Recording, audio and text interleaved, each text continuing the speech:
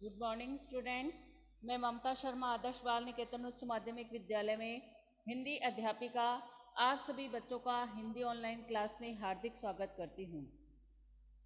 थोड़ी लेट अपनी net problem हो जाने के कारण कक्षा है वो थोड़ी लेट शुरू हुई है क्योंकि net problem. Good morning ma'am. हाँ, गुड मॉर्निंग बेटा, गुड मॉर्निंग। तो अब हम अपनी कक्षा है वो शुरू करते हैं। आशा है अब नेट है वो अपना सुचारू रूप से चलेगा। अभी नेट प्रॉब्लम चल रही थी, इस कारण कक्षा है वो थोड़ी लेट हो गई है। अब हम अपनी पाठ्य पुस्तक वसंत भाग 2 से पाठ 15 का अध्ययन करेंगे। 14 तक हमने अपने जो पाठ हैं वो पढ़ लिए हैं। आज हम महादेवी वर्मा द्वारा रचित नीलकंठ पाठ है उसको पढ़ेंगे। आप सभी बच्चे अपनी बुक निकाल लीजिए। हम अपने चैप्टर को नीलकंठ को पढ़ते हैं। नीलकंठ है, इसमें एक मोर का नाम रहता है और महादेवी वर्मा होती है वो सभी जानवरों से, पशुओं से, पक्षियों से बहुत प्रेम करती है और अपने घर में उनको स्थान देती है। यह आवाज नहीं आ रही। आवाज नहीं आ रही बेटा? अब आ रही है क्या? Yes ma'am. हाँ, फिर अब जो महादेवी वर्मा है वो नीलकंठ नाम के एक मोर को अपने साथ में लाती है, उसकी देखभाल करती है और फिर उसे उसके साथ एक और खरीदती है मोरनी को, जिसका नाम वह रखती है।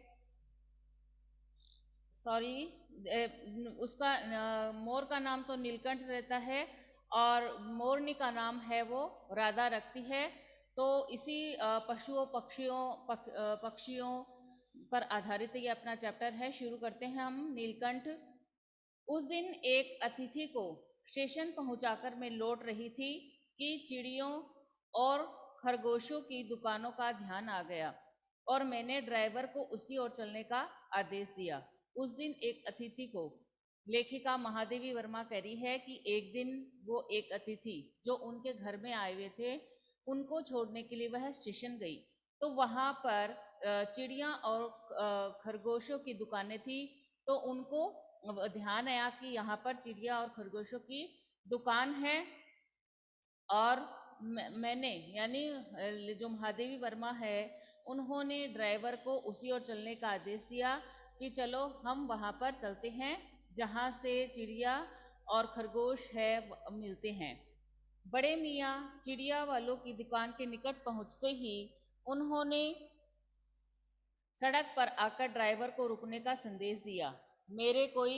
प्रश्न मेरे कोई प्रश्न करने से पहले ही उन्होंने कहना आरंभ किया, सलाम गुरुजी, पिछली बार आने पर आपने मोर के बच्चों के लिए पूछा था। शंकरगढ़ से एक चिड़ीमार दो मोर के पंजों से पकड़ लाया। चिड़ीमार से 2 मोर के बच्चे पकड़ लाया है। एक मोर है, एक मोरनी। आप पाले, मोर के पंजों से दवा बनती है, सो ऐसे ही लोग खरीदने आए थे। आखिर मेरे सीने में भी तो इंसान का दिल है, मारने के लिए ऐसी मासूम चिड़िया को कैसे दूं? टालने के लिए मैंने कह दिया गुरुजी ने मंगवाए हैं। वैसे ये कमबख्त रोजगार ही खराब है, बस पकड़ो पकड़ो, मारो मारो। बड़े जो मियाँ थे वो चिड़ी वाले की जो दुकान के निकट पहुँचते ही उन्होंने सड़क पर आकर ड्राइवर को रुकने के लिए संकेत किया। तो जो लेखिका के दुकान पे पहुँचते ही लेखिका ने उनसे कोई भी प्रश्न नहीं किया। उससे पहले ही उन्होंने उनको देखते ही, महादेवी वर्मा को देखते ही कहना आरंभ कर दिया कि सलाम गुरुजी, अभी पिछली बार जब आप आई थी तो मोर के बच्चों के लिए आप पूछ रही थी। तो अब शंकरगढ़ से एक चिड़ीमार है वो 2 मोर के बच्चे के पकड़ के लाया है। एक मोर है और एक मोरनी है। आप उनको पाल लें क्योंकि मोर के पंजों से दवा बनती है। सो ऐसे ही लोग हैं वो खरीदने के लिए आए। लेकिन मैंने उनको देने से मना कर दिया। क्यों मना कर दिया? क्योंकि मैंने कहा कि ये तो गुरुजी लेके जाएंगे। वो यानी वो अपने जो वो है जो वो था दुकानदार, वो पहले से ही अपनी सफाई देता है कि मैं ऐसे लोगों को जो लोग पूछने आए मेरे को कि हमें दे दीजिए मोर और मोरनी, तो मैंने मना कर दिया। क्योंकि मैंने मन में सोचा कि गुरुजी ने मैं पूछा था मैं उनको दूंगा, दूसरा ऐसे बोला कि मेरे मन में भी तो एक इंसान का दिल है, मैं इनको मारने के लिए कैसे दे सकता था। तो फिर वो कह देता है कि मैंने जब मेरे से बहुत से जो ग्राहक आए थे वो मेरे से कहने लग गए कि इसको दे दीजिए, इनको दे दीजिए, तो मैंने उनको टालने के लिए कह दिया कि गुरुजी ने मंगवाए हैं। और फिर अपनी सफाई देते हुए कहता है वैसे ही रोजगार ही जो कमबख्त रोजगार है वो ही खराब है, बस इनको तो पकड़ो पकड़ो और मारो मारो। बड़े मियाँ के भाषण के तूफान महल के लिए कोई निश्चित स्टेशन नहीं है। सुनने वाला थक कर जहाँ रोक दे वहीं स्टेशन मान लिया जाता है। बड़े मियाँ के भाषण के लिए कोई दुकान नहीं है, ऐसे तूफान महल के कोई निश्चित स्टेशन नहीं है। यानी जो बड़े मियाँ थे, जो दुकानदार थे, वो लगातार बोलते जा रहे थे। जिस प्रकार कोई एक्सप्रेस गाड़ी होती है वे बिना कोई स्टेशन के रुके हुए चलती है, वैसे ही वो लगातार है वो बोलते जा रहे थे। उनके रुकने के लिए कोई निश्चित स्थान नहीं था। इस तथ्य से परिचित होने के कारण मैंने बीच में उन्हें रोककर पूछा। महादेवी वर्मा को इस बात का पता था कि एक बार इस बड़े मियाँ ने यानी दुकानदार ने जब बोलना शुरू कर दिया तो बीच में ये रुकेगा नहीं। इस बात से परिचित होने के कारण महादेवी वर्मा ने उन्हें बीच में ही रोककर पूछा कि मोर के बच्चे हैं कहाँ। बड़े मियाँ के हाथ के संकेत का अनुसरण करते हुए मेरी दृष्टि एक तार के छोटे से पिंजरे तक पहुंची। तो लेखिका ने उससे पूछा कि आप मुझे मोर के बारे में बता रहे हैं, लेकिन वो मोर के बच्चे हैं कहाँ। तो उन्होंने कहा कि ये देखो, ये बड़े मियाँ ने एक हाथ का संकेत किया। तो संकेत का जैसे ही लेखिका महादेवी वर्मा ने अनुसरण किया, उसके हाथ की ओर देखा, तो उन्होंने देखा कि एक छोटे से पिंजरे एक छोटे से एक तार में एक छोटे से पिंजरे में तक पहुंची, जिसमें तितरों के समान दो बच्चे बैठे थे। जैसे तितर होते हैं वैसे दो छोटे छोटे बच्चे बैठे हुए थे। पिंजरा बहुत ही छोटा था, जिसमें जो पक्षी शावक थे वो जाली के फ्रेम में किसी जड़े चित्र जैसे लग रहे थे। यानी पिंजरा बहुत छोटा था और छोटा होने के कारण वो दोनों जो पक्षी बैठे हुए थे वो ऐसे लग रहे थे जैसे किसी चित्र को जड़ दिया गया हो। अब अपना प्रश्न बन रहा है कि वो पिंजरे में बच्चे कैसे बैठे हुए थे। तो पिंजरे में दो तीतरों के समान दो बच्चे बैठे थे। इसको अंडरलाइन कर लीजिए आप लोग। फिर आगे बढ़ते हैं। मेरे निरीक्षण के साथ साथ बड़े मियाँ की भाषण मेल चली जा रही थी। ईमान कसम गुरुजी, चिड़ीमार ने मुझसे इस मोर के जोड़े के नगद 30 रुपये लिए हैं। मेरे निरीक्षण यानी जब महादेवी वर्मा उन दो पक्षी शावकों को देख रही थी तो जो दुकानदार थे यानी बड़े मियाँ थे, उनकी भाषण मेल लगातार चली जा रही थी। यानी वो लगातार बोल रहे थे बिना रुके हुए और कह रहे थे ईमान कसम गुरुजी, चिड़ीमार ने मुझसे इस जो मोर के दो जोड़े हैं उनसे नकद 30 रुपये लिए हैं। यानी चिड़ीमार ने मुझे जो मोर के ये छोटे छोटे जो पक्षी शावक हैं इनके 30 रुपये लिए हैं। अंडरलाइन कर लीजिए इसको कि चिड़ीमार ने जो वो थे ये बेचने वाला दुकानदार, उससे कितने पैसे लिए थे। तो चिड़ीमार ने मुझसे की जगह आ जाएगा दुकानदार से इस मोर के जोड़े के नकद 30 रुपये लिए थे। 12 कहा, भाई जरा सोच लो, अभी इनमें मोर की कोई खासियत भी है कि तू इतनी बड़ी कीमत को ही मांगने चला। पर वह मुंजी क्यों सुनने लगा। आपका ख्याल करके अस्ता पस्ता कर देना ही पड़ा। अब आप जो मुनासिब समझे। अस्तु 30 चिड़ीमार के नाम के और 5 बड़े मियाँ के ईमान को देकर जब मैंने वह छोटा पिंजरा कार में रखा, तब मानो वह जाली के चौखट का चित्र जीवित हो गया। दोनों पक्षी शावकों के छटपटाने से लगता था मानो पिंजड़ा ही संजीव और उड़ने योग्य हो गया। 12 कहा, भाई जरा सोच लो, अभी इनमें मोर की कोई खासियत भी नहीं है तो इतनी बड़ी कीमत मांगने चला है।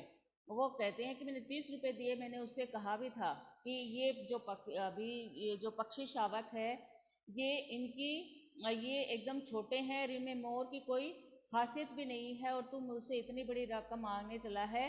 पर वह मुंजी क्यों सुनने लगा और वो अपनी सफाई देते हुए कह रहा है कि वह मुंजी क्यों कहाँ सुनने वाला था। फिर मैंने सोचा कि आपने जो मोर के बच्चे हैं उनके लिए पूछा था, इसलिए मैंने आपका ख्याल करके उसको वो पैसे दे दिए। अब आप जो मुनासिब समझे मुझे दे दीजिए, चाहे 30 रुपये दीजिए और आपको जो लगता है वो दे दीजिए। फिर क्या किया कि वो कह रहे हैं कि अस्तु 30 चिड़ीमार के नाम के और 5 बड़े मियाँ के ईमान को देखकर जब मैंने वह छोटा पिंडा कार में रखा तब मानो वह जाली के चौखट का चित्र हो दबा। अस्तु 30 चिड़ीमार के नाम के और 5 बड़े मियाँ के ईमान को देखकर लेखिका ने ऐसे कहा कि जो चिड़ीमार है उसके के नाम के और बड़े मियाँ के नाम के मैंने उसे पैसे दे दिए और वह अपना जो पिंजड़ा था मोर और मोरनी के शावकों का वह मैं अपने गाड़ी में रखा। तब मुझे ऐसा लगा जैसे जाली के चौखट का जो चित्र था, जो जिसमें जो बैठे हुए थे जो पक्षी शावक, वह उनका चित्र है वो जीवित हो गया। दोनों पक्षी शावकों को छटपटाने से लगता था मानो पिंजड़ा ही संजीव और उड़ने योग्य हो गया। दोनों पक्षी शावक थे वो हो सकता है लेखिका को देखकर या फिर ऐसे उन्हें अपने खतरे का एहसास हो रहा हो कि हमें कोई खतरा है, उनको देखकर वो छटपटाने से लगते हैं। तब लेखिका को लगता है कि जैसे पिंजड़ा है वो ही संजीव और उड़ने योग्य हो गया। कदाचित अनेक बार ठगे जाने के कारण ही ठगे जाने की बात मेरे चिढ़ जाने की दुर्बलता बन गई थी। कदाचित यानी लेखिका बता रही है कि मैं अनेक बार ठगे जाने के कारण, यानी जब भी जो महादेवी वर्मा थी उनसे जो दुकानदार थे वह पैसे ज़्यादा ले लेते थे, इसलिए उन्हें जब कोई कहा जाता था कि आपको तो ठग लिया गया है, यानी आपने जो कोई भी चीज़ खरीदी है, कोई जानवर खरीदा है, कोई पक्षी खरीदा है, तो उनके लिए ऐसे कहा जाता कि आपने तो इसके ज़्यादा पैसे दे दिए। तो लेखिका को इस बात से चिढ़ सी होने लग गई थी, यह उनकी दुर्बलता बन गई थी कि जब भी कोई उनसे ये बात कहता कि आपने इसके पैसे ज़्यादा दे दिए तो लेखिका को एक चिढ़ सी हो उठती थी। अंडरलाइन करेंगे हम लोग इसको। अनेक बार ठगे जाने के कारण ही ठगे जाने की बात मेरे चिढ़ जाने की दुर्बलता बन गई थी। लेखिका की दुर्बलता क्या बन गई थी कि अनेक बार वो ठगी गई थी, इस ठगे जाने की बात से ही वो लेखिका चिढ़ जाती थी और वही उनकी दुर्बलता बन गई। अप्रसन्न होकर मैंने कहा, मोर के क्या सुरखाब के पर लगे हैं, तो पक्षी ही चिढ़ा दी जाने के कारण ही संभवतः उन दोनों पक्षियों के प्रति मेरे व्यवहार और यत्न में कुछ विशेषता आ गई थी। तो अप्रसन्न होकर मैंने कहा, लेखिका ये बात से क्यों चिढ़ गई थी। जब वो घर पहुंची तो घर पहुंच के जब पक्षी शावकों को वो घर पर ले गई थी तो सारे जो घर वाले थे वो सब कहने लगे कि तीतर है, मोर के कहकर ठग लिया गया है, कि ये तीतर है, क्योंकि वो दोनों एकदम छोटे छोटे थे। तो लेखिका के घर वालों ने कहा कि ये तीतर है और तेरे को ठग लिया गया है। और लेखिका है वो इस मामले में कई बार ठगी भी गई थी, इस कारण उसे इस बात से अप्रसन्नता होती थी या चिढ़ होती थी कि जब उनसे ये कोई कहता था कि आपको ठग लिया गया है तो वो थोड़ी चिढ़ सी जाती थी और यही उनकी दुर्बलता बन जाती थी। और फिर जब घर वालों ने ऐसे कहा कि यह मोर नहीं, ये तो तीतर के बच्चे हैं, तो लेखिका कहती है कि मोर के क्या सुरखाब लगे होते हैं, पक्षी है तो पक्षी ही। और चिढ़ा दिए जाने के कारण जब उनको महादेवी वर्मा को उन दोनों के लिए जब चिढ़ा दिया गया तो जो दोनों पक्षी थे उनके प्रति जो लेखिका का व्यवहार था उसमें और कुछ विशेषता आ गई थी, यानी वो उन पक्षी शावकों से और ज़्यादा प्रेम करने लगी थी। पहले अपने पढ़ने लिखने के कमरे में उनका पिंजरा रखकर उनका दरवाज़ा खुला, फिर 2 कटोरी में सत्तू की छोटी छोटी गोलियां और पानी रखा। पहले लेखिका ने जब उनको लेके आई थी तो उन्होंने अपने जो पढ़ने लिखने का कमरा था उसमें उनका पिंजड़ा रखा और फिर उसका दरवाज़ा खोल दिया। फिर उसमें दो जो कटोरी में सत्तू की छोटी छोटी गोलियां और पानी रखा और वे दोनों चूहेदानी जैसे पिंजरे से निकलकर कमरे में माने खो गए। तो वो दोनों जो पक्षी शावक थे वो उस जब उसका जो पिंजरे का जो दरवाज़ा खोल दिया गया तो उसमें से दोनों पक्षी शावक है वो निकल आए और ऐसे लगा जैसे कोई चूहेदाने से निकलकर और वह कमरे में मानो खो गए, यानी वो इतने खुश हो गए कि कमरे में चारों तरफ घूमने लग गए इधर उधर। कभी मेज के नीचे घुस गए, कभी अलमारी के पीछे। अंत में इस लुका छिपी से थककर उन्होंने मेरे रद्दी कागजों की टोकरी को अपने गए नए बसेरे का गौरव प्रदान किया और वो कमरे में इस तरह घूमने लग गए, बहुत खुश हो गए। कभी लेखिका की मेज के नीचे घुस जाते, कभी अलमारी के नीचे घुस जाते और फिर इस लुका छुपी से थककर, यानी कभी इधर हो रहे थे कभी उधर हो रहे थे, और जब लेखिका उन्हें देख रही थी तो उन्हें ऐसे डर भी था कि मुझे हमें ये पकड़ नहीं ले। फिर बाद में जो इस लुका छुपी से थककर वो उन्होंने जो लेखिका की जो मेज थी जो उनकी लेखिका की जो रद्दी कागजों की टोकरी थी उसमें अपने नए बसेरे का गौरव है उन्होंने प्रदान किया, यानी वहां पर उन्होंने अपना नया बसेरा है वो बना लिया। यहाँ से हम अंडरलाइन करेंगे, देखिएगा में महादेवी वर्मा ने दोनों पक्षियों को लाकर कहाँ रखा और उनको उनके लिए खाने के लिए क्या रखा। तो उन्होंने अपने पढ़ने लिखने के कमरे में उनका पिंजरा रखा और फिर दरवाज़ा खोलकर उनके लिए 2 कटोरी में सत्तू की छोटी छोटी गोलियां और पानी रखा। इसको अंडरलाइन कर लेंगे हम लोग। फिर अपना प्रश्न बनता है कि उन्होंने अपना नए बसेरे का गौरव कहाँ प्रदान किया या नया बसेरा कहाँ बसाया उन दोनों पक्षी शावकों ने। तो रद्दी कागजों की जो टोकरी थी उसको उन्होंने अपने नए बसेरे का गौरव है वो प्रदान किया था। फिर आगे पढ़ते हैं। 2-4 दिन में वे इसी प्रकार दिन में इधर उधर गुप्तवास करते और रात में रद्दी की टोकरी में प्रकट होते रहे। फिर 2-4 दिन जब लेखिका ने उनको वहां पर छोड़ दिया था कमरे में, तो 2-4 दिन तो वे क्या करते, सारे दिन सुबह तो इधर उधर गुप्तवास करते, यानी कभी मेज के नीचे, कभी कोई पलंग रखा था उसके नीचे, इस प्रकार वो छुप छुप के अपना गुजारा कर रहे थे। पर रात में जब रात होती तो रात में फिर वो रद्दी की जो टोकरी रखी हुई थी उसमें प्रकट होते, यानी उसमें चले जाते। उन्होंने वहां पर अपने रहने का स्थान बना लिया था। फिर आश्वस्त हो जाने पर कभी मेरी मेज पर, कभी कुर्सी पर और कभी मेरे सिर पर अचानक आविर्भूत होने लगते। और फिर वह जब आश्वस्त हो गए कि ये जो महिला है या जो लेखिका है, जो महादेवी वर्मा है, ये हमें किसी भी प्रकार का नुकसान नहीं पहुंचाएगी, तो फिर वो कभी मेज पर आ जाते जहाँ पर लेखिका लिखती थी, कभी उनकी कुर्सी पर आ जाते थे और कभी अचानक से लेखिका के सिर पर आविर्भूत होते, यानी लेखिका के सिर पर आ जाते थे। खिड़कियों में तो जाली लगी थी पर दरवाजा मुझे निरंतर बंद रखना पड़ता था। खुला रहने पर चित्रा, जो लेखिका की बिल्ली थी, इन नवा का पता लगा सकती थी और तब उनके शोध का क्या परिणाम होता यह अनुमाना कठिन नहीं है। लेखिका कहती है कि खिड़कियां थी, जो लेखिका के कमरे की जो खिड़कियां थी उसमें तो क्या थी, जाली लगी थी और लेकिन लेखिका को जो दरवाजा था वो निरंतर बंद रखना पड़ता था, क्योंकि लेखिका ने एक चित्रा बिल्ली को भी पाल रखा था। जब उसको उन पक्षी शावकों का पता लग जाता तो वह उन दोनों को खा जाती, यानी उन दोनों का क्या करती कि उनकी शोध का क्या परिणाम, वो क्या देखती और फिर क्या परिणाम होता ये अनुमान करना कठिन था। यानी उनको खा भी सकती थी वो चित्रा नाम की बिल्ली जिसने लेखिका ने पाल रखा था। वैसे जो चित्रा थी वो चूहों पर भी आक्रमण नहीं करती थी, परंतु यहाँ तो सर्वथा अपरिचित पक्षियों की अनाधिकार चेष्टा का प्रश्न था। परंतु वो दो जो नए पक्षी शावक थे वह उस चित्रा बिल्ली के लिए एकदम नए थे। उनका स्वागत वह किस तरीके से करती है लेखिका को पता नहीं था, इसलिए लेखिका को दरवाजा है वह बंद रखना पड़ता था। और ये दोनों उसकी दृष्टि में ऐसे में गेरे मेरी मेज को अपना सिंहासन बना ले, यह चित्रा जैसी अभिमाननी मांजरी के लिए ऐसा ही कही जाएगी। और फिर वो लेखिका इसलिए भी बंद रखती थी कि ये दोनों पक्षी शावक थे।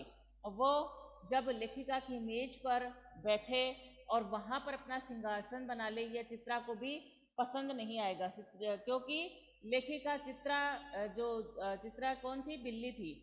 उसको भी इतना ही प्यार करती थी और उसके साथ भी वो बिल्ली थी, वो भी लेखिका पर ऐसे अधिकार मतलब रखती थी कि कोई दूसरा पक्षी उन पर अधिकार कर लेगी, उसको बिल्कुल भी पसंद नहीं आता।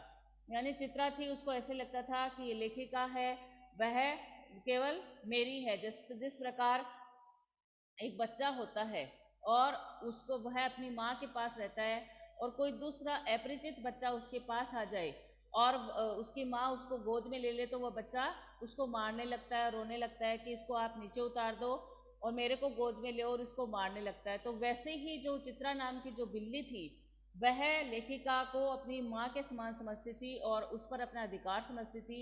जब उसको ये पता लगता कि दोनों पक्षी शावक आए हैं और उन्होंने लेखिका की मेज पर कुर्सी पर अधिकार कर रखा है, फिर उसके लिए ये बिल्कुल भी असहाय हो जाता और वह उन पर आक्रमण कर सकती थी। इस बात का जो खतरा है वो लेखिका समझ रही थी। हम इसको अंडरलाइन करेंगे। पहले तो जो चित्रा है वो कौन थी? चित्रा एक बिल्ली थी।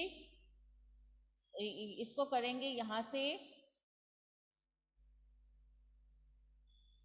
कि चित्रा है, लेखिका की बिल्ली का नाम क्या था? लेखिका की बिल्ली का नाम क्या था? चित्रा था। और जब उसको पता लगता कि नए मेहमान आए तो उसका क्या परिणाम होता, तो यहाँ से करेंगे। तब उसके शोध का क्या परिणाम होता यह अनुमान करना कठिन नहीं है। वैसे वह चूहों पर भी आक्रमण नहीं करती थी, परंतु यहाँ तो दो सर्वथा अपरिचित पक्षियों के अनाधिकार चेष्टा का प्रश्न था। इसके लिए दरवाजा बंद रहे और ये दोनों उसकी दृष्टि से एरे गेरे मेरी मेज को अपना सिंहासन बना ले, यही स्थिति चित्रा जैसी अभिमानी मांजरी के लिए ऐसा ही कही जाएगी। यहाँ तक अंडरलाइन कर लीजिए कि अगर उसको पता लगता तो फिर वो क्या कर सकती थी, ये हम इसको अंडरलाइन कर लेंगे। जब मेरे कमरे का कायाकल्प चिड़िया खाने के रूप में होने लगा, तब मैंने बड़ी कठिनाई से दोनों चिड़ियों को पकड़कर जाली के बड़े घर में पहुंचाया, जो मेरी जीव जंतुओं का सामान्य निवास है। जब लेखिका कह रही है कि जब मेरे कमरे का कायाकल्प चिड़िया खाने के रूप में होने लगा, यानी लेखिका है उसके कमरे का जब चिड़िया खाने के रूप में कायाकल्प होने लगा, तब उन्होंने क्या किया? उन दोनों जो पक्षी शावक थे उनको बड़ी कठिनाइयों से पकड़कर उनको जाली के बड़े घर में पहुंचाया, जो लेखिका के जीव जंतुओं का सामान्य निवास था। अंडरलाइन करेंगे हम लोग इसको कि लेखिका ने उन पक्षी शावकों को जाली घर में कब पहुंचाया। यहाँ से अंडरलाइन करेंगे, जब मेरे कमरे का यानी लेखिका के कमरे का कायाकल्प है वो चिड़िया खाने के रूप में होने लगा, तब लेखिका ने बड़ी कठिनाई से दोनों चिड़ियों को पकड़कर जाली के बड़े घर में पहुंचाया, जो मेरे जीव जंतुओं का सामान्य निवास था, जो लेखिका के जीव जंतुओं का सामान्य निवास था। उन्होंने यानी जो लेखिका थी उन्होंने उनको जीव जंतुओं के लिए एक जाली घर बना रखा था और उसमें जो छोटे छोटे जीव हैं वो रहा करते थे। तो लेखिका ने जब लगा कि उनका जो कमरा है वो चिड़िया खाने जैसा हो गया है, चारों तरफ कमरे में इधर उधर घास फूस हो रही है, चारों तरफ पक्षियों ने गंदा कर रखा है, तब उन्होंने उनको पकड़कर लेखिका ने बड़े जो जाली घर में पहुंचा दिया। तो स्टूडेंट, हमारी जो क्लास का टाइम है वो ख़त्म हो गया है। हमारी नेक्स्ट क्लास का टाइम है वो शुरू हो रहा है। आप सभी जानते हैं आपकी परीक्षा है वो 16 तारीख से है। आप सभी अपनी परीक्षा की तैयारी करेंगे। परीक्षा से संबंधित हिंदी सब्जेक्ट में आपको कोई भी दिक्कत आ रही है तो आप मेरे से पूछ सकते हैं। कि कोई भी प्रकार की दिक्कत है तो मेरे से व्हाट्सएप पे मैसेज करके, कॉल करके आप मेरे से पूछ सकते हैं। आप इसके लिए आप अपने एग्जाम की अच्छे से तैयारी करें। इसके लिए आप क्या करें? मैम यस बेटा। मैम आपने 13 चैप्टर तो पढ़ाया ही नहीं। अरे बेटा फिर भूल गई आज। कोई बात नहीं, इसको शुरू करने से बाद में पढ़ा देते। वो तो छोटी सी कविता ही तो है। कविता ही है ना 13 वाला चैप्टर? Yes ma'am. हाँ, छोटी सी कविता है, वो पढ़ा दूंगी बेटा, ध्यान नहीं मैम है। आपने उसके क्वेश्चन आंसर तो भेज दिए। हाँ, मैं इसको पढ़ा दूंगी। छोटी सी कविता है।